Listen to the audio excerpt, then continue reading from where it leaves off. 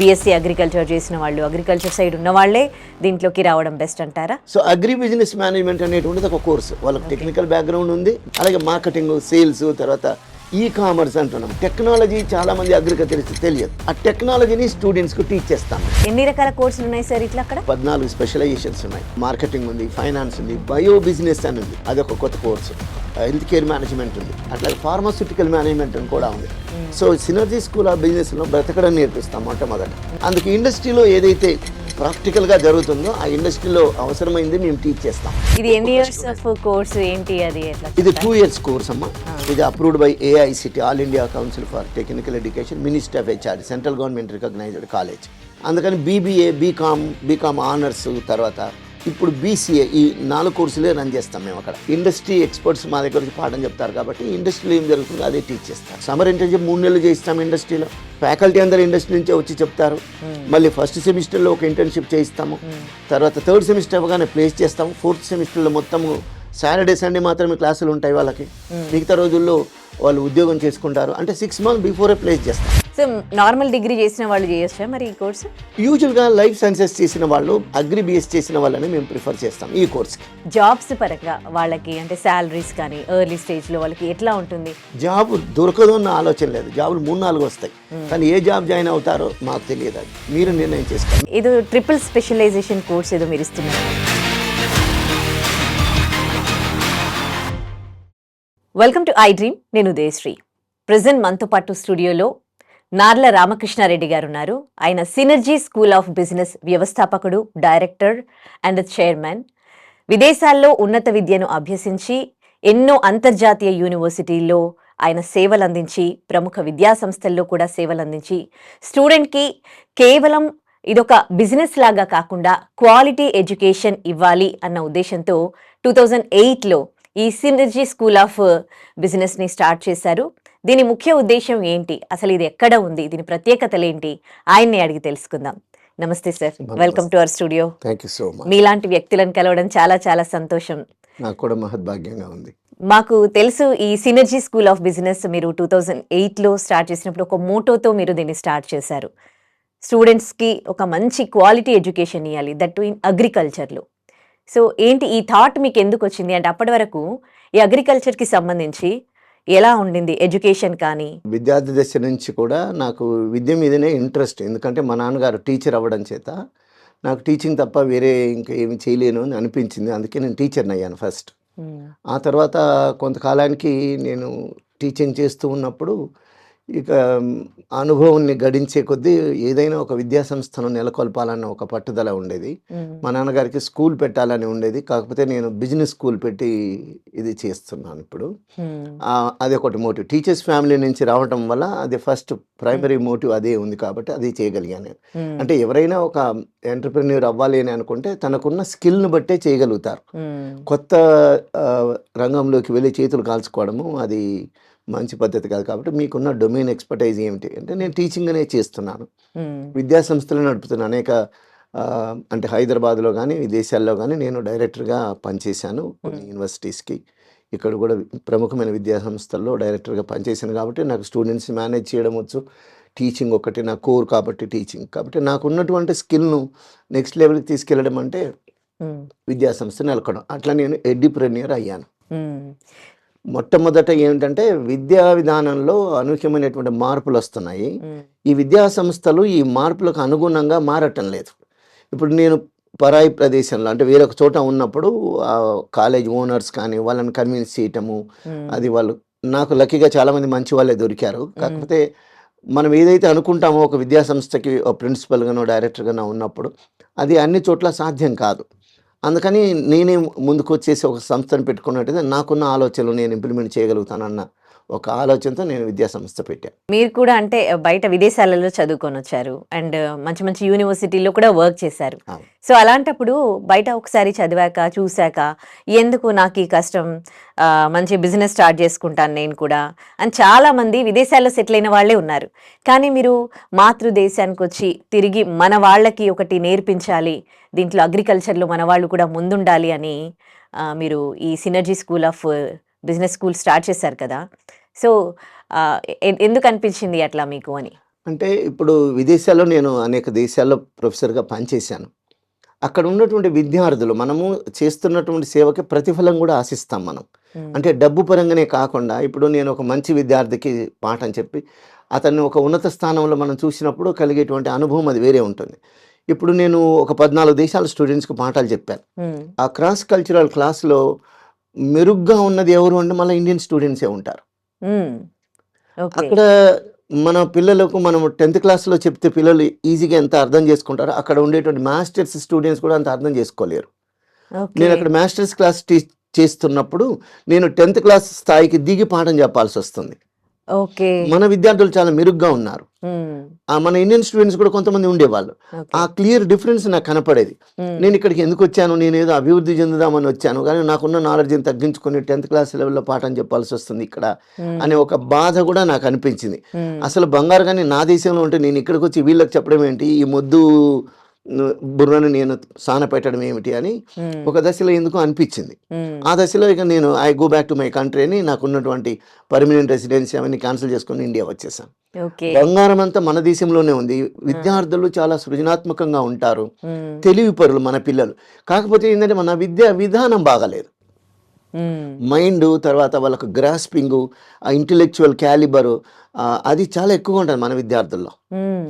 మనం తక్కువ స్థాయి క్లాస్ రూమ్‌లో వెనక బెంచ్ అని అంటుంటాం గదా! వాళ్ళని తీసుకున్నా గూడా వాళ్ళకన్నా ఒక 10 రెట్లు మెరుగ్గానే ఉంటారు. అవునా? అవును. హ్మ్. అందుచేత అదేదో పడే కష్టం ఎక్కడ పడితే అయిపోతుంది ఒకటి. రెండవది ఎంతైనా ఇప్పుడు సొంత తల్లికి, మారు తల్లికి తేడా ఉంటుంది కదా! కరెక్ట్. సో, కాబట్టి సొంత దేశం ఇది ఇక్కడే చేసుకోవచ్చు ఏదైనా. ఎక్కడ హ్మ్. పోగొట్టుకున్నామో అక్కడ వెతుక్కోవాలి. అందరూ ఇలాగే అంటే మరి దేశం కూడా వృద్ధి చెందాలి కదా! ఎప్పుడో ఒకసారి. కరెక్ట్. అందులో దేశభక్తి, జాతీయ భావాలు ఉన్నవాడిని కాబట్టి నేను ఇలా ఓకే. వచ్చేసాను. మీరు 2008లో ఇది స్టార్ట్ చేసినప్పుడే అప్పటికి ఇంకా ఐటీ సైడ్ టర్న్ అవుతూ ఉన్నారందరూ. ఎంతసేపు అంటే సాఫ్ట్‌వేర్‌గా సెటిల్ అవ్వాలి అని. ఆ రోజుల్లో వ్యవసాయం సైడ్ ఇదొక బిజినెస్, దీనికి సంబంధించి బిజినెస్ స్కూల్ ఉంది. ఇటు సైడ్ రావాలి. అగ్రికల్చర్ మీద ఇంట్రెస్ట్ చూపించే వాళ్ళున్నారా మీరు స్టార్ట్ చేసిన కొత్తలో? అంటే మొట్టమొదట్లో బేసిక్‌గా నేను బిజినెస్ స్కూల్ స్టార్ట్ చేశాను. అంటే మార్కెటింగు, ఫైనాన్స్, హెచ్ఆర్. అయితే ఇప్పుడు దురదృష్టం ఇప్పుడు మొట్టమొదట నేను చెప్పినట్టు మారుతున్న కాలానికి అనుగుణంగా మనం చేసేటువంటి విధానాలు మారటం లేదు. ఉదాహరణకి ఓ వ్యవసాయ రంగం ఉంది. వ్యవసాయ రంగంలో బీఎస్సీ అగ్రికల్చర్ చేస్తారు.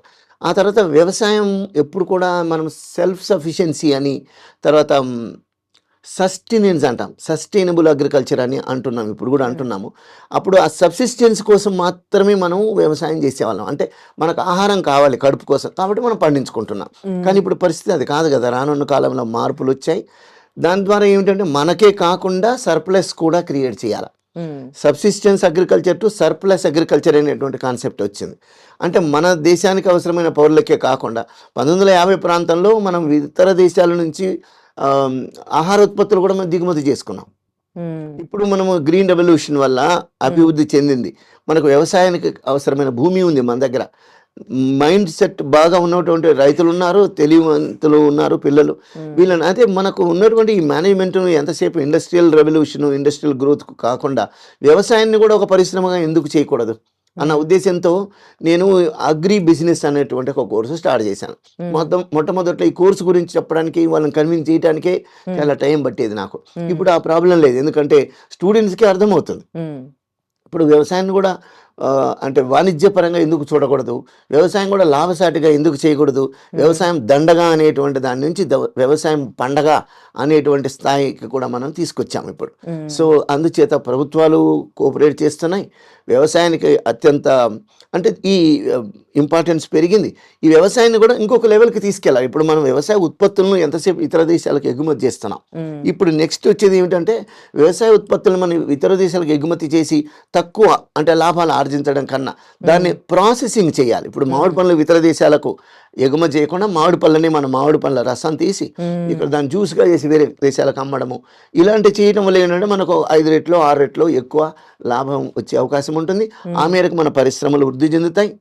టెక్నాలజీ కూడా మనకు అందుబాటులో ఉంది. దీనివల్ల ఏమవుతుందంటే మనకు గ్రోత్ ఎక్కువగా జరిగే అవకాశం ఉంది. కాబట్టి ఫుడ్ సెక్టార్ ఒకటి, టెక్నాలజీ ఇన్ అగ్రికల్చర్ ఒకటి. ఇంతకుముందు వ్యవసాయంలో వ్యవసాయదారులు మాత్రమే పనిచేసేవాళ్ళు. హ్మ్. ఇప్పుడు వ్యవసాయం చేయాలంటే లాభసాటిగా లేదు. ఎందుకంటే లేబర్ కాస్ట్ చాలా పెరిగింది. హ్మ్. దాన్ని సబ్స్టిట్యూట్ చేయటానికి టెక్నాలజీ వాడాలి. ఇప్పుడు డ్రోన్స్ వచ్చాయి. డ్రోన్స్ని ఎలా వాడతాము అగ్రికల్చర్లో, ఒక 20 మంది 30 మంది చేసే పనిని ఒక గంటలో ఒక డ్రోన్ పని చేస్తుంది. కాబట్టి ఒక డ్రోన్ ఒక గ్రామానికి సరిపోతుంది నిజానికి. కాబట్టి ఈ ఈ విధానాన్ని, టెక్నాలజీని మనం ఉపయోగించినట్టయితే ఉత్పాదకత, ప్రొడక్టివిటీ అంటాం, అది చాలా రెట్లు పెరుగుతుంది, లాభసాటి కూడా అవుతుంది.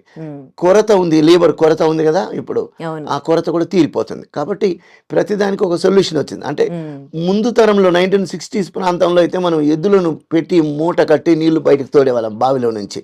తర్వాత మెకనైజేషన్ వచ్చింది, దానివల్ల ఏమైంది, ఇంజిన్లు వచ్చాయి, మోటార్ ద్వారా ట్యూబ్ వెల్ వేసి దాంట్లో నుంచి నీళ్లు కొట్టడం మొదలైంది.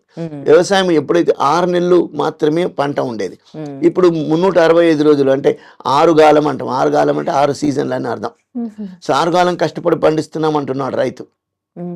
ఈ దళారీ వ్యవస్థ ఇంకొకటి ఉంది. ఈ దళారీ వ్యవస్థ అంటే పంట పండించినటువంటి రైతుకు అసలు అమ్మినటువంటి కన్జ్యూమర్ పర్చేజ్ చేసేటువంటి ప్రోడక్ట్కు అది ఎంత వ్యవసాయదారులకు పోతుంది అంటే 10 to 15% పోతుంది. 85% మధ్యలో ఉండేటువంటి వాళ్ళు దళారీలు తినేస్తున్నారు. కాబట్టి ఆ మధ్యలో ఉండేటువంటి వాళ్ళను తగ్గించేసేయాలి. తగ్గించాలంటే ఏమిటి, ఎడ్యుకేట్ చేయాలి ఫార్మర్ని. ఈ కామర్స్ అని ఒకటి పెట్టాం. ఈ కామర్స్ అని ఒక కోర్సు డీల్ చేస్తాం మేము. అంటే వ్యవసాయదారులే తన ఫోన్ ద్వారా ఏ మార్కెట్లో ఎంత ధర ఉందో తెలుసుకొని అక్కడికి డైరెక్ట్గా అమ్మడం. ఓకే, దాని ద్వారా ఏమవుతుంది, మధ్యవర్తులు తినే 85% తగ్గిపోతుంది. దానివల్ల ఏమవుతుంది, డైరెక్ట్గా వ్యవసాయదారుడు కన్జ్యూమర్కి అమ్మే అవకాశం వచ్చింది. దాని ద్వారా ఏమవుతుంది, కన్జ్యూమర్కు తక్కువ ధరకు వస్తుంది రేటు, కన్జ్యూమర్ హ్యాపీ అవుతున్నాడు. అట్లాగే ప్రొడ్యూసర్ కూడా తనకు రావాల్సినటువంటి వాటా వస్తుంది. ఈ మధ్య దళారుల వ్యవస్థను తీసేయటం, ఇది టెక్నాలజీ మాత్రమే రీప్లేస్ చేయగలుగుతుంది.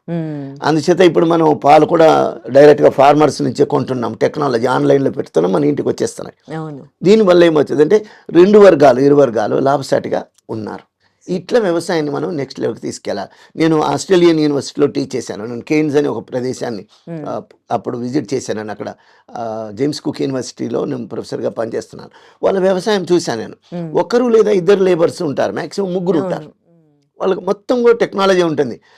నాకు తెలిసి చెరుకు గడలు పెరుగుతాయి అక్కడ, ఒక 50 మీటర్లు 60 మీటర్లు ఎత్తులో పెరుగుతాయి.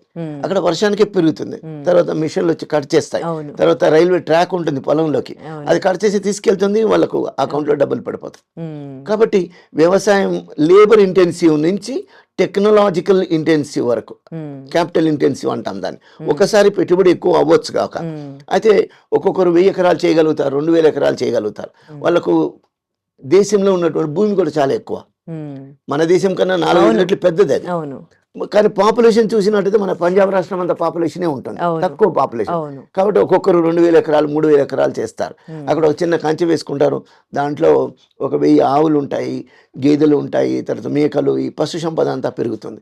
దానివల్ల ఏమవుతుంది, మిల్క్ ప్రొడక్షన్ ఎక్కువగా ఉంటుంది. ఎక్కువ చేయాల్సిన పని కూడా లేదు. అక్కడ కూడా పాలు పెతకటానికి మనుషులు ఉండక్కర్లేదు, అక్కడ మెయింటైన్ చేయడం మెషినరీ ఉంది. సో దీనివల్ల రీప్లేస్ చేయటం వల్ల పాలోత్పత్తిలో వాళ్ళు అగ్రగామిగా తయారైనారు. అంటే మీరంతా ఒక రీసెర్చ్ చేశారా, ఇక్కడ ఒక ఈ బిజినెస్ స్కూల్ స్టార్ట్ చేసే ముందు బయట దేశాలలో ఎలా చేస్తున్నారు ఏంటి అనేది కూడా చూశాను నేను. ఇంకొకటి, ఇప్పుడు మన దగ్గర భూమి తక్కువగా ఉండడం చేత, ఇప్పుడు ఉదాహరణకి మొన్న 200 కోట్లు 300 కోట్ల ఎకరం భూమి అమ్మినారు అని అంటున్నారు. ఇప్పుడు సిటీ అవుట్స్కట్స్లో మనం ఒక 50-60 కిలోమీటర్లు పోతే ఎక్కడ పోయినప్పటికీ, ఈవెన్ గ్రామీణ ప్రాంతాల్లో కూడా మినిమం 50 లక్షల 60 లక్షల భూమి ఉంది. ఇక్కడ మనం 1 ఎకరం భూమి అమ్ముతాడు, మనకు 100 ఎకరాల భూమి వస్తుంది వ్యవసాయం చేయడం. కాబట్టి ఎక్కడైనా ఒకటే, మోర్ ఆర్ లెస్. కాబట్టి మన అగ్రికల్చర్ స్టూడెంట్స్ కూడా ఇతర దేశాలకు వెళ్ళి అక్కడ వ్యవసాయం చేసి మన దేశానికి సంపద ఇచ్చే అవకాశం ఉంది. ఇప్పుడు సాఫ్ట్వేర్ ప్రొఫెషనల్స్ మాత్రమే అమీర్పేట నుంచి అమెరికన్ ఎకానమీకి డైరెక్ట్ లింక్ ఉంది. ఇప్పుడు సాఫ్ట్వేర్ ప్రొఫెషనల్సే వెళ్తున్నారు. ఇంకొక 10 ఏళ్ల కాలంలో చూస్తే అగ్రికల్చర్ సైంటిస్టులు అందరూ ఆ దేశాలకు వెళ్ళి అక్కడ భూములని లీజుకి తీసుకొని లేదా కొనేసుకొని వ్యవసాయం చేసి కూడా మళ్ళీ మన డబ్బులు మన దేశానికి పంపుతారు. అది రానున్న కాలం, అది నేను ముందుగా గమనించగలిగాను. ఓకే, ఇప్పుడు వ్యవసాయం చేసే వాళ్ళు, రైతుల పిల్లలు, వాళ్ళే ఇంట్రెస్ట్ చూపిస్తారా, లేకపోతే కామన్ జనం కూడా అగ్రికల్చర్ బిజినెస్ నేర్చుకోవడానికి ఇంట్రెస్ట్ చూపిస్తున్నారా? అంటే వ్యవసాయం ఎప్పుడైతే లాభసాటి అవుతుందో, కమర్షియలైజేషన్ చేయగలుగుతామో, అది ఒక పరిశ్రమగా వర్ధిల్లుతుంది. కాబట్టి వ్యవసాయదారుల పిల్లలేని ఏం లేదు, ఎవరైనా రాగలుగుతారు. ఇప్పటికైతే పొలాలు ఉన్న వాళ్ళు, ఇప్పుడు ఏదో వాళ్ళే రైతులు చేస్తున్నారు. వాళ్ళే వస్తూ ఉంటారు అవును. కదా. నిజానికి ఒక దృక్పథం ఏంటంటే వ్యవసాయదారుల పిల్లలు ఊర్లలో ఉండటం లేదు. ఉమ్, ఉదాహరణకు నేను కూడా చిన్నతనంలో వ్యవసాయం చేశాను. ఉమ్, మాకున్న పొలాలు అలాగే అట్టి పెట్టుకున్నాం మేము. బట్ మేము వ్యవసాయం చేయటం లేదు. మా నెక్స్ట్ తరం కూడా వెళ్ళట్లేదు. ఉమ్, కాకపోతే ఇక రానున్న కాలంలో వాళ్ళు వస్తారు. వ్యవసాయమే చేస్తారు ఊళ్ళల్లో. ఉమ్, అదొకటి. ఊర్లో వ్యవసాయం చేయటం లాభసాటి కూడా అవుతుంది రానున్న కాలంలో. ఉమ్. అందుకని పొలాలు ఎవరు అమ్ముకోకూడదని నేను అందరికీ మనవి చేస్తున్నాను. ఓ, పొలాలు ఓకే. ఎవరు అమ్ముకోకూడదు. ఉన్న పొలం ఉమ్, అమ్ముకుంటే కొనుక్కోవడం కష్టం అవుతుంది. ఉమ్, ఒకటి. కరెక్ట్. అందులో మనం ఈ పొలాలని మనం సప్లై ఇంక్రీజ్ చేయడానికి వీలవ్వదు. ఉమ్, అవును. అందుచేత నన్ను అడిగితే ఇతర దేశాల్లో పొలాలు కొనేసుకోవడం కూడా మంచిదే. ఇప్పుడు ప్రెసెంట్ పెట్టుబడి పొలాల పైన పెడితే బెస్ట్ ఏమో అద్భుతమైన హా. అవకాశం ఉంది. కదా. ఓకే. సో ఏంటి ఈ స్కూల్ ప్రత్యేకతలు ఏంటి? ఒకవేళ దీంట్లో జాయిన్ అవ్వాలి అని అనుకుంటే అగ్రికల్చర్ సైడ్, బీఎస్సీ అగ్రికల్చర్ చేసిన వాళ్ళు, అగ్రికల్చర్ సైడ్ ఉన్న వాళ్ళే దీంట్లోకి రావడం బెస్ట్ అంటారా? బీఎస్సీ అగ్రికల్చరు, లైఫ్ సైన్సెస్ చేసినటువంటి వాళ్ళు యూజువల్గా వాళ్ళకి ఏంటంటే బీఎస్సీ చేస్తాము. టెక్నికల్ కోర్స్ అది. అంటే పంటను ఉత్పత్తి చేయటము, తర్వాత దాంట్లో ఉన్న మెళకువలన్నీ నేర్చుకుంటారు. ఉత్పత్తి చేయడం పెద్ద గొప్ప ఏం కావట్లేదు ఈ మధ్య కాలంలో. ఇప్పుడు టెక్నాలజీ నేను చెప్పిన విధానం ప్రకారం అయితే ఉత్పత్తి చేయడం కూడా చాలా ఈజీనే. ఉమ్, చేసినటువంటి ఉత్పత్తిని దాన్ని బిజినెస్ పరంగా అమ్మడం, ఉమ్, తర్వాత అది చాలా కష్టమైన పని. మార్కెటింగ్ ఒకటి. అగ్రికల్చర్ మార్కెటింగు, తర్వాత ఫ్యాషన్ మార్కెటింగు, సినిమా మార్కెటింగు, ఇలా మార్కెటింగ్ అందరికీ ఒకటే ఉండదు. Same principles will not work. Um, ఒక్కొక్క రంగానికి ఒక్కొక్క మార్కెట్ విధానం ఉంటుంది. ఉమ్, కాబట్టి మార్కెట్ రంగంలో మార్కెటింగ్ చేసేటువంటి విధానంలో తేడాలు ఉన్నాయి. కాబట్టి ఒక్కొక్క రంగానికి ఒక్కొక్క రకమైనటువంటి నాలెడ్జ్ అవసరం. ఉమ్, ఇప్పుడు అగ్రికల్చర్ మార్కెటింగ్ ఉంది. సాయంత్రం లోపల మీరు అమ్ముకోకపోతే అది పెరిషబుల్ అవుతుంది. ఉమ్, పెరిషబుల్ అవ్వడం చేత ఏమవుతుంది, అది పెరిష్ అయిపోతుంది. అది కులిపోతుంది. దాన్ని తీయటానికి మళ్ళీ డబ్బులు ఖర్చు అవుతాయి. కాబట్టి time is very relevant and important. Um, అలాగే ఇప్పుడు ఫ్యాషన్ ఉంది అనుకోండి. ఫ్యాషన్ కూడా ఒక 2 నెలలు 3 నెలల్లో మనం ఈ ఎండాకాలంలో తయారు చేసిన దుస్తులు అమ్ముకోకపోతే నెక్స్ట్ సీజన్ దాకా అది వేస్ట్ అవును. అయిపోతుంది. కరెక్ట్. కనుక న్యూస్ పేపర్ కూడా పొద్దున్న 7:30కు రాకపోతే 7:30 తర్వాత అది వేస్ట్. అది కూడా పెరిషబుల్ నా ట్రూ, దృష్టిలో. ట్రూ. Exactly correct. కాబట్టి 7:30కు న్యూస్ వస్తాయి. 7:30 తర్వాత న్యూస్ పేపర్ దేనికి పనికిరాదు. కాబట్టి ఇలా అర్థం చేసుకొని ఏ సెక్టార్కు మార్కెటింగ్ అవసరమో ఆ సెక్టార్ తగినటువంటి నిపుణులను తయారు చేస్తుంది సినర్జీ. ఇప్పుడు ఉదాహరణకు రియల్ ఎస్టేట్ ఉంది. రియల్ ఎస్టేట్ రంగంలో ఒక బంగ్లాను అమ్మాలంటే మినిమం 2 కోట్లు 3 కోట్లు ఉంటుంది. అలాగే ఒక రినాల్డ్స్ పెన్ అమ్మడానికి 10 రూపాయలు దానికి ఒక టై కట్టుకొని ఒక సేల్స్ మ్యాన్ వెళ్తాడు, అమ్ముతాడు. కానీ రియల్ ఎస్టేట్ రంగంలో కోట్ల వ్యవహారం ఉన్నప్పటికీ కూడా అక్కడ ప్రొఫెషనల్స్ లేరు. ఎంబీఏ చేసిన వాళ్ళు అమ్మటం లేదు, అది మార్కెటింగ్లో లేరు. అందుచేత రియల్ ఎస్టేట్ మేనేజ్మెంట్ మార్కెటింగ్లో నేను ఒక కొత్త కోర్సు డిజైన్ చేశాను. ఏంటా కోర్సు? దాన్ని రియల్ ఎస్టేట్ మేనేజ్మెంట్ అంటాం. Okay. So agri business management అనేటువంటిది ఒక కోర్సు. వాళ్ళకి టెక్నికల్ బ్యాక్గ్రౌండ్ ఉంది, డొమైన్ ఎక్స్పర్టైజ్ అంటాం. అలాగే మార్కెటింగ్, సేల్స్, తర్వాత ఈ కామర్స్ అంటున్నాం. టెక్నాలజీ చాలా మంది అగ్రికల్చర్కి తెలియదు. ఆ టెక్నాలజీని స్టూడెంట్స్కి టీచ్ చేస్తాం మేము. కాబట్టి వీళ్ళు నిపుణులు అన్నమాట. వీళ్ళను కంపెనీస్ కూడా కళ్ళకు అద్దుకొని తీసుకెళ్తాయి. 4 డబ్బులు ఎక్కువ పే చేయడానికి కూడా సిద్ధపడతారు. అంటే ఎవరు ఏ కోర్సు తీసుకుంటే బాగుంటది, ఎవరికి ఏది బాగుంటది అనేది ఎట్లా అక్కడ డిసైడ్? అంటే వాళ్ళ డొమైన్ ఎక్స్పర్టైజ్ ఒకటి. 4 ఏళ్ళు చదివి ఉంటారు బీఎస్సీ అగ్రికల్చర్. ఆ తర్వాత మళ్ళీ ఎంఎస్సీ అగ్రికల్చర్ చేస్తే మళ్ళీ రిపిటేషన్ అవుతుంది. అది కాకుండా మేనేజ్మెంట్ సైడ్ వచ్చినట్టయితే దాన్ని ఏ విధంగా ఉత్పత్తిని పెంచుకోవడం తెలుస్తుంది, అలాగే దాన్ని ఎలా అమ్మాలో తెలుస్తుంది, ఎలా లాభార్జన చేయాలో కూడా తెలుస్తుంది. అంటే బిజినెస్ పర్స్పెక్టివ్లోకి తీసుకొస్తున్నాం వాళ్ళు. సో బిజినెస్ సెక్టర్లోకి వాళ్ళు ఎప్పుడైతే వస్తారో ఆ టెక్నికల్ ఎక్స్పర్టైజ్ వాళ్ళకు ఉంది, ప్లస్ మేనేజరియల్ ఎక్స్పర్టైజ్ కూడా వస్తుంది. కాబట్టి ఈ 2 కలిసినప్పుడు కత్తికి 2 వైపులా పదును ఉంటుంది. ఎన్ని రకాల కోర్సులు ఉన్నాయి సార్ ఇట్లా అక్కడ? ఇక్కడ సినర్జీలో 14 స్పెషలైజేషన్స్ ఉన్నాయి. మార్కెటింగ్ ఉంది, ఫైనాన్స్ ఉంది, బయో బిజినెస్ అని ఉంది, అదొక కొత్త కోర్సు. హెల్త్ కేర్ మేనేజ్మెంట్ ఉంది, హెల్త్ కేర్ అడ్మినిస్ట్రేషన్ అని కూడా అంటారు. హెల్త్ కేర్ మేనేజ్మెంట్ ఉంది. అట్లాగే ఫార్మాస్యూటికల్ మేనేజ్మెంట్ అని కూడా ఉంది. ఫార్మా రంగం కూడా ఒక బిజినెసే. దాంట్లో బీ ఫార్మా చేసి ఎం ఫార్మా చేస్తే technically are very sound, but you don't know how to do business.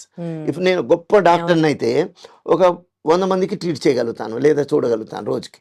అలాగే నాకు 100 మంది డాక్టర్లు కావాలనుకుంటే నేను పెద్ద కార్పొరేట్ హాస్పిటల్ పెట్టుకుని నేను ఎంటర్‌ప్రెన్యూర్ అవ్వాలి. కరెక్ట్. అది చేయాలి. అది చేయగలిగితే మీరు 100 మందిని హైర్ చేసుకోవచ్చు. ఈ కార్పొరేట్ హాస్పిటల్స్ అన్ని కూడా స్కేల్ అప్ చేయటం అంటారు. ఎకానమీస్ ఆఫ్ స్కేల్, పెద్ద స్కేల్లో పరిశ్రమ వృద్ధి చెందినప్పుడు ఆ మేరకు లాభాలు వస్తాయి. దాన్ని ఒక పరిశ్రమగా భావించాలి. కాబట్టి ఎంత గొప్ప డాక్టర్ అయినప్పటికీ కూడా 100 మంది కన్నా ఎక్కువ చూడలేరు రోజుకి. ఉమ్, కానీ మీరు 1000 మందికి చూడాలనుకున్నప్పుడు 100 మంది డాక్టర్లను మీరు అపాయింట్ చేసుకోవాలి. అప్పుడు మీరు ఎంటర్‌ప్రెన్యూర్ అయి ఉండాలి. అప్పుడు ఒక డాక్టర్ అయి ఉండాలా. ఆయన హెల్త్ కేర్ మేనేజ్మెంట్ అని లేదా హాస్పిటల్ అడ్మినిస్ట్రేషన్ డిగ్రీ చేసినప్పుడు ఆయనకు ఆ మెళకువలు తెలుస్తాయి. ఎంత ఉమ్, ఇన్వెస్ట్ చేయాలి, ఎక్కడి నుంచి తీసుకురావాలి, దీన్ని ఎలా బిజినెస్ ప్లాన్ చేసుకోవాలి, స్ట్రాటజీ ఏమిటి, ఉమ్, కాంపిటీటర్స్ ఎలా ఉన్నారు, ఇది అర్థం చేసుకుంటే మీరు కూడా ఒక కార్పొరేట్ హాస్పిటల్ పెట్టొచ్చు, కంపీట్ అవ్వచ్చు. ఉమ్, ఓకే. సో ఇది బేసిక్గా మేము చెప్పేటువంటిది. ఉమ్, సో సినర్జీ స్కూల్ ఆఫ్ బిజినెస్లో బ్రతకడం నేర్పిస్తాం మొట్టమొదట. ఉమ్, మీరు చదువుకునేటువంటి ఈ పట్టా ఏదైతే వస్తుందో అది పొట్ట కోసమని మేము అక్కడ గుర్తు చేస్తాం. ఉమ్, కేవలం పట్టా కోసం చదువుకోం కాదు, పొట్ట కోసం కూడా చదువుకోవాలి. కోటి విద్యలు కూటి కొరకైనప్పుడు 4 మెతుకులు తినడానికి కూడా లేనప్పుడు ఆ డిగ్రీలు ఏం చేసుకుంటాం. అందుకే ఇండస్ట్రీలో ఏదైతే ప్రాక్టికల్గా జరుగుతుందో ఆ ఇండస్ట్రీలో అవసరమైంది మేము టీచ్ చేస్తాం. ఉమ్, అటానమస్ ఇన్స్టిట్యూట్ అవ్వడం చేత మేము సిలబస్ను తరచుగా రివైజ్ చేసుకోవడం, ఇండస్ట్రీకి ఏది అవసరమో అదే టీచ్ చేస్తాం. అందుకని మా పిల్లలకు జాబ్స్ కూడా తొందరగా వస్తాయి. షామీర్పేటలో స్టార్ట్ చేయడానికి రీజన్ ఏదైనా ఉందా? అక్కడ ఉన్నది ఒక చిన్న పీస్ ఆఫ్ ల్యాండ్ నాకు ఉంది. నేను బేసికలీ టీచర్ కదా నేను. ఉమ్, అంటే 100 ఎకరాల భూములు కొని పెద్ద సంస్థను స్థాపించేంత స్థాయి నాకు లేదు కనుక నాకు 2 ఎకరాల భూమి ఉంది. అది ఒక్కటే రీజన్. ఉమ్, నేను అల్వాల్లో ఉంటాను, శామీర్పేట దగ్గర అవుతుంది. ఉమ్, 2 ఎకరాల ల్యాండ్ ఉంది. అది ఒక్కటే నాకు, ఉమ్, మిగతాది లేదు రీజన్. ఉమ్, ఎక్కడైనా పెట్టచ్చు. మంచి సంస్థను మీరు హిమాలయాల్లో పెట్టినా జనాలు వస్తారు. ఎక్సలెంట్. కాబట్టి distance is not a matter. Correct. కాబట్టి ఎక్కడ పెడితే ఏముంది, ఇప్పుడు మనం బంతిలో ఎక్కడ కూర్చున్నా మనకు వడ్డించేవాడు మనవాడైనప్పుడు మన లడ్డు మనకు పడుతుంది అని ఒక సామెత ఉంది. కాబట్టి మంచి సంస్థను ఎక్కడ పెట్టినా ఎంత దూరమైనా వస్తారు. వాళ్ళకు భవిష్యత్తు ఉంది అని అనుకున్నప్పుడు ఎంత టైం అయినా ఇన్వెస్ట్ చేస్తారు, ఎంత డబ్బు అయినా ఇన్వెస్ట్ చేస్తారు. వాళ్ళకి ఏంటంటే పెట్టినటువంటి పెట్టుబడికి మనము వాళ్ళకు ఖచ్చితంగా రిటర్న్ ఆన్ ఇన్వెస్ట్మెంట్ అంటాం. అది ఎంత రిటర్న్ చేయగలుగుతాం వాళ్ళకి, అదొకటి. దానివల్ల సినర్జీ చిన్న సంస్థ అయినప్పటికీ కూడా ఎదగడానికి కారణం ఏంటంటే మేము అది చిన్న సంస్థ అయినప్పటికీ కూడా వాళ్ళ మీద ప్రత్యేక శ్రద్ధ ఉంటుంది. వాళ్ళకి ఏ స్కిల్స్ అవసరమో ముందుగానే మేము నిర్ణయం చేసుకుంటాము. వచ్చిన ఒక 3 monthsలోనే మాకు తెలిసిపోతుంది. ఇది ఎన్ని ఇయర్స్ ఆఫ్ కోర్స్ ఏంటి, అది ఎట్లా ఇది చెప్తారా? 2 years కోర్స్ అమ్మా. ఇది approved by AICT, All India Council for Technical Education, ministry of HR, central government recognised college. ఇది ఇప్పుడు 18వ బ్యాచ్కి ఇప్పుడు అడ్మిషన్లు జరుగుతున్నాయి. ఓకే, 18వ batch. 18th బ్యాచ్ ఇది. సో 18 years నుంచి ఎగ్జిస్టెన్స్లో ఉన్నాము. BBA BCom కోర్సులు కూడా మా దగ్గర ఉన్నాయి. అది అల్వాలో సినర్జీ డిగ్రీ కాలేజ్ అని ఒకటి ఉంది, దాని ద్వారా మేము చేస్తాము. ఓకే. మేము నా మొట్టమొదటి నిర్ణయం ఏంటంటే ఏ కోర్స్ అయినా మనం ఆఫర్ చేసినప్పుడు దానికి జాబ్ పొటెన్షియల్ లేని కోర్సును మనం స్టార్ట్ చేయకూడదు. ఉద్యోగాలు రానటువంటి కోర్సుని మనం చేయకూడదు. నిరుద్యోగులుగా నా కళ్ళ ముందు వాళ్ళు తిరగకూడదు. ఇది బేసిక్గా. అందుకని BBA బీకామ్ ఆనర్స్, తర్వాత ఇప్పుడు BCA, ఈ 4 కోర్సులే రన్ చేస్తాం మేము అక్కడ. బయాలజికల్ సైన్సెస్, MPC నుంచి వచ్చినటువంటి వాళ్ళకు BSc స్టాటిస్టిక్స్, మ్యాథమెటిక్స్ ఆ కోర్సులు లేవు. అంటే అవి మంచి కోర్సులు కాదా అంటే నేను చెప్పలేను దానికి, అవి మంచి కోర్సులే. కాకపోతే ఏంటంటే వాటికి ఎంప్లాయ్మెంట్కు జాబ్ పొటెన్షియల్ తక్కువగా ఉంది. వాళ్ళకు ఉద్యోగాలు మనం ఇప్పించలేనప్పుడు, ప్లేస్మెంట్ జరగనప్పుడు వాళ్ళు నిరుద్యోగులుగా ఉంటారు. కాబట్టి నాకెందుకో నచ్చని పని అది. సో చిన్నదో పెద్దదో గ్యారంటీగా ఉద్యోగం రావాలి. ఎంత శాలరీ వస్తుంది అని పిల్లలు అనుకుంటే అది మీరు ఎంత కష్టపడతారో ఈ 2 ఏళ్ళు అంత మంచి శాలరీ వస్తుంది. ఈ 2 ఏళ్ళు కాలేజీ లైఫ్ ఎంజాయ్ చేస్తే 20 ఏళ్ళు కష్టపడతారు. ఈ 2 ఏళ్ళు కష్టపడితే 20 ఏళ్ళు సుఖపడతారు. There is no short cut to success. ఇప్పుడు నా ముఖం చూసో లేకుంటే నన్ను బట్టి ఎవరు క్యాంపస్లో జాబ్ ఇవ్వరు. మీరు నేర్చుకునే స్కిల్ని బట్టి, your skill should be saleable. మీరు జాబ్ రెడీ అయి ఉండాలి, జాబ్ ఫిట్ అయి ఉండాలి. మా దగ్గర IIM ప్రొఫెసర్లు చాలామంది పాఠం చెప్తారు. IIMలో చదువుకున్నటువంటి అల్యూమినీ మెంబర్స్. తర్వాత ఇండస్ట్రీ నుంచి వైస్ ప్రెసిడెంట్ స్థాయి వాళ్ళు ఒక 3-4 పాఠం చెప్తారు. సో ఇలాంటి ఇండస్ట్రీ ఎక్స్పర్ట్స్ మా దగ్గర వచ్చి పాఠం చెప్తారు. కాబట్టి ఇండస్ట్రీలో ఏం జరుగుతుందో అదే టీచ్ చేస్తారు. దానివల్ల ఏమవుతుందంటే వాళ్ళకు థియరీకి ప్రాక్టీస్కి తేడా లేకుండా సమానంగా ఉంటుంది. అంటే ఏదైతే ఇండస్ట్రీకి అవసరమో అదే క్లాస్ రూమ్లో డెలివర్ చేస్తాం. అందుకని వీళ్ళు జాబ్ రెడీ ఉంటారు, జాబ్ ఫిట్ కూడా ఉంటారు. అందుకని మా పిల్లలు ఒక 5,000 తక్కువ శాలరీ ఇస్తామంటే పోరు. ఒక 2 నెలలు వెయిట్ చేస్తాం, ఒక 1 month అయినా వెయిట్ చేస్తాం. కానీ but we don't under sell their services. కొన్ని కంపెనీస్ మేము కూడా చిన్న తక్కువ శాలరీ ఇస్తామంటే మేము రిజెక్ట్ చేస్తాం కూడా వాటిని. అంటే కంపెనీ వాళ్ళు మమ్మల్ని కూడా రిజెక్ట్ చేస్తారు, వాళ్ళ స్థాయికి మా పిల్లలు లేరని 1-2. అలాగే మేము కూడా తక్కువ శాలరీ ఇచ్చేటువంటి కంపెనీకి మేము పంపము. ఎందుకంటే ఒక 1 month ఆగండి, ఎందుకు why do undersell yourself, మేము ఎక్స్పీరియన్స్ ఇస్తాము అని ఏదో చెప్తారు. అది మేము సఫిషియెంట్గా చేస్తాం. ఎందుకంటే 2-3 ఇంటర్న్షిప్ చేయిస్తాం. సమ్మర్ ఇంటర్న్షిప్ 3 నెలలు చేయిస్తాం ఇండస్ట్రీలో. ఫ్యాకల్టీ అందరూ ఇండస్ట్రీ నుంచే వచ్చి చెప్తారు. మళ్ళీ ఫస్ట్ సెమిస్టర్లో ఒక ఇంటర్న్షిప్ చేయిస్తాము, తర్వాత థర్డ్ సెమిస్టర్ అవ్వగానే ప్లేస్ చేస్తాము. ఫోర్త్ సెమిస్టర్లో మొత్తము సాటర్డే సండే మాత్రమే క్లాసులు ఉంటాయి వాళ్ళకి, మిగతా రోజుల్లో వాళ్ళు ఉద్యోగం చేసుకుంటారు. అంటే 6 months బిఫోరే ప్లేస్ చేస్తాం. మా దగ్గర ఇప్పుడు ఈ జూన్లో ఉన్నాం కదా, 5 నెలలు శాలరీ తీసుకున్నటువంటి వాళ్ళు ఈ బ్యాచ్లో చాలా మంది ఉన్నారు. అంటే వాళ్ళు డిసెంబర్ జనవరిలోనే ప్లేస్ చేశాం. ఓకే. కాబట్టి ఈ 5 నెలలు వాళ్ళు సాటర్డే సండే క్లాస్కి వస్తారు. సాటర్డే సండే సెలవులు ఉంటాయి ఎట్లాగో ఇండస్ట్రీలో. అంటే వాళ్ళకి ఆ కష్టపడే తత్వాన్ని కూడా నేర్పిస్తాం మేము. అంటే మాకు ఒక్కరోజు కూడా సెలవు లేదా అంటే ఈ 6 నెలలు ఉండదు. ఈ 6 నెలల పాటు కాలేజీ చూసుకోవాలి, తర్వాత ఉద్యోగం కూడా చేసుకోవాలి. సో అట్లా 5-6 నెలలు ముందుగానే వాళ్ళకు ఆ లెర్నింగ్, తర్వాత సంపాదన మీద ఆ జిజ్ఞాస క్రియేట్ చేస్తే వాళ్ళు చాలా ఎత్తుకు ఎదుగుతారు. అందరూ కోర్స్ కంప్లీట్ చేసుకొని మిగతా కాంపిటీటర్స్ అందరూ పీర్ గ్రూప్స్ ఇండస్ట్రీలోకి వచ్చే కాంపిటీషన్లో సెలెక్ట్ అయ్యే లోపల వీళ్ళకి 6 నెలల అనుభవం వస్తుంది కాబట్టి వీళ్ళు ప్రమోషన్ కూడా వెళ్ళిపోతారు. ఈ 2 years కోర్స్ నేర్చుకున్న వాళ్ళు ఇక్కడ ఉండి వ్యవసాయం చేయడానికి, ఇక్కడ జాబ్స్ చేయడానికి ఇష్టపడుతున్నారా? విదేశాలకు వెళ్ళి సెటిల్ అవ్వడానికి అంటే ఇష్టపడుతున్నారా? విదేశాల్లో ఇప్పుడు అంత సానుకూలంగా పరిస్థితి లేదు. లేదు. అవును. ఇంకొకటి ఏంటంటే వ్యవసాయ రంగంలో పనిచేయడానికి ఆఫ్రికన్ కంట్రీస్లో చాలా డిమాండ్ ఉంది. అయితే మన పిల్లలు ఇక్కడ నుంచి వ్యవసాయం కోసం అక్కడికి వెళ్ళడానికి all said and done within course, మళ్ళీ మన దగ్గర వ్యవసాయం లాభసాటి కాదు, అది తక్కువ అనేటువంటి భావన ఉంది. అది కూడా మనం తీసేయాలి వాళ్ళ మైండ్లో నుంచి. వ్యవసాయము గౌరవప్రదమైనటువంటి వృత్తి అనేటువంటిది మనం ఇప్పటికీ చెప్తున్నప్పటికీ అందరిలో నమ్మకంగా రావటం లేదు. కాబట్టి ఇది విదేశాలకు వెళ్ళి జాబ్ కోసం వెళ్ళడం అనేది సాధ్యం కాదు. కాకపోతే ఇంటర్న్షిప్ అయితే చేయిస్తాం. విదేశాల్లో ఇంటర్న్షిప్ చేయొచ్చు. ఆస్ట్రేలియా లాంటి దేశాల్లో ఇంటర్న్షిప్ చేయడానికి వ్యవసాయ రంగంలో కూడా అవకాశం ఉంది. ఇప్పుడు ఇండస్ట్రీలో వేరే స్పెషలైజేషన్స్ ఉన్న వాళ్ళు దుబాయ్కి వెళ్తారు, అక్కడ ఇండస్ట్రీ ఇంటర్న్షిప్ కూడా చేస్తారు. ఫారిన్ ఇంటర్న్షిప్స్ ఉంటాయి కొన్ని. అందరికీ వస్తుందని చెప్పలేను, కానీ కొంతమందికి అందరూ కూడా వెళ్ళలేరు. ఎందుకంటే కొద్దిగా ఆర్థికంగా స్తోమత కూడా ఉండాలి. ఆ దేశంలో 2 నెలలు 3 నెలలు ఉండాలంటే తిండి ఖర్చు కూడా చాలా ఎక్కువ అవుతుంది. మన దేశంలా కాదు కదా. అందుచేత ఖర్చుతో కూడుకున్న పని, అందరూ వెళ్ళలేరు. కొంతమంది ధనవంతుల బిడ్డలు వెళ్తామంటే అక్కడ మేము చేయగలుగుతాం. ఓకే. ఇది ట్రిపుల్ స్పెషలైజేషన్ కోర్స్ ఏదో మీరు ఇస్తున్నట్టున్నారు కదా, దాని గురించి చెప్తారా? ఏంటది? యూజువల్గా ఏ కాలేజీలోనైనా సింగిల్ స్పెషలైజేషన్, కొన్ని డబుల్ స్పెషలైజేషన్ ప్రోగ్రామ్స్ ఇస్తాయి. ఇప్పుడు మార్కెటింగ్లో నేను స్పెషలైజ్ చేస్తానని అనుకుంటాడు అనుకోండి. మార్కెటింగ్, అగ్రికల్చర్ మార్కెటింగ్ వేరే ఉంది. ఇంతకుముందు చెప్పినట్టుగా ఈ సాఫ్ట్వేర్లో మార్కెటింగ్ కూడా ఉంటుంది. అవి 2 డిఫరెంట్. మార్కెటింగ్ ఇద్దరు చేస్తున్నప్పటికీ వాళ్ళ యొక్క సెక్టర్స్ వేరు, ఆ సెక్టర్ యొక్క లక్షణాలు వేరు. కాబట్టి ఇప్పుడు ఉదాహరణకి వ్యవసాయ రంగంలో మార్కెటింగ్ చేయాలంటే పొద్దున్నే 6 గంటల లోపే వెళ్ళాలి. వ్యవసాయదారులు అప్పుడు మాత్రమే అవైలబిలిటీ ఉంటారు, లేకుంటే మిగతా టైంలో ఫామ్కి వెళ్ళిపోతారు వాళ్ళు. మీరు ఫామ్కి వెళ్ళి చేయటం వీలు కాదు. గ్రామీణ ప్రాంతాల్లో అయితే 5:30 తర్వాత ఇంటికి వస్తారు. సాయంత్రం పూట వెళ్ళి ఏదో ఒక షో వేసి అక్కడ అందరినీ ఒక చోట చావిడి దగ్గర గుంపు చేసి వాళ్ళతో మాట్లాడాల్సి ఉంటుంది. మళ్ళీ 8 తర్వాత వాళ్ళు నిద్రపోతారు. ఈ కొద్ది టైమే ఉంటుంది. ఇప్పుడు మనకు టీవీలో కూడా అడ్వర్టైజ్మెంట్ చూసినట్టయితే చిన్నపిల్లలకు సంబంధించిన ప్రోగ్రాంలు అన్ని కూడా 4 గంటల తర్వాత వస్తాయి. కార్టూన్ నెట్వర్క్స్ అన్ని బిఫోర్ 8 o'clock ఉంటాయి, మధ్యలో ఏమీ ఉండదు. ఈ సీరియల్స్ ఉంటాయి కదా, అవన్నీ హౌస్ వైఫ్స్కి, పిల్లలు హస్బెండ్ బయటకు వెళ్ళిన తర్వాతనే సీరియల్స్ వస్తాయి. అవి మధ్యాహ్నం ఎక్కువగా వస్తుంటాయి 4 గంటల లోపు. 4 గంటల తర్వాత సీరియల్స్ మళ్ళీ ఎక్కువ ఉండవు. మళ్ళీ లేట్ అవర్స్లో కొన్ని ఉంటాయి. అంటే వాళ్ళ టైమింగ్ని బట్టి ఎట్లాగైతే ప్లే చేస్తాము. ఈ బేసిక్ న్యూయాన్సెస్ కింద తెలిస్తే మార్కెటింగ్ కూడా అద్భుతంగా చేయగలుగుతారు వ్యవసాయ రంగంలో కూడా. అందుకని వాటి కోసమే ప్రిపేర్ చేస్తాం. ఇప్పుడు అలాగే మన రియల్ ఎస్టేట్ రంగం అంటే భూమిని ఎలా కొనాలి, కొనేటప్పుడు ఏ డాక్యుమెంట్స్ చూసుకోవాలి, ఏది జెన్యూన్ కాదు, రిజిస్ట్రేషన్ ప్రాసెస్ కరెక్ట్గా ఉందా, 30 ఏళ్ళ డాక్యుమెంట్స్ రెడీగా ఉన్నాయా, ఇవన్నీ కూడా చూసుకొని అప్పుడు రియల్ ఎస్టేట్ రంగంలో వాళ్ళకి ఇదంతా టీచ్ చేస్తాం మేము. ఆ తర్వాత ఒక కన్స్ట్రక్షన్లో ఎంత తొందరగా చేయాలి, కాస్ట్ తగ్గించుకోవడం ఎలా. ఇంజనీర్లకు కాస్ట్ గురించి తక్కువ తెలుసు. అదే బిజినెస్ చేసినటువంటి వాళ్ళు ఎంత తక్కువలో కట్టవచ్చు, తర్వాత ఎంత తొందరగా అమ్మవచ్చో కూడా తెలుస్తుంది. కాబట్టి ఆ బిజినెస్ కాన్సెప్ట్, అందుకని సివిల్ ఇంజనీరింగ్ వాళ్ళందరూ కూడా రియల్ ఎస్టేట్, కన్స్ట్రక్షన్ మేనేజ్మెంట్లోకి వస్తున్నారు. ఇప్పుడు ఇది ఎలా వీలవుతుందంటే స్టూడెంట్స్లో ఉన్నటువంటి బిజినెస్ అక్యుమెన్షిప్ అది రావాలి. కరెక్ట్. ఇది వాళ్ళని కన్విన్స్ చేయగలరు కస్టమర్స్. అప్పుడు తప్పకుండా వ్యవసాయ రంగం పెరుగుతుంటే ఇది కూడా పెరుగుతుంది. కన్స్ట్రక్షన్ రంగంలో కూడా కొత్త మెలకువలు వచ్చాయి ఇప్పుడు. ఓకే.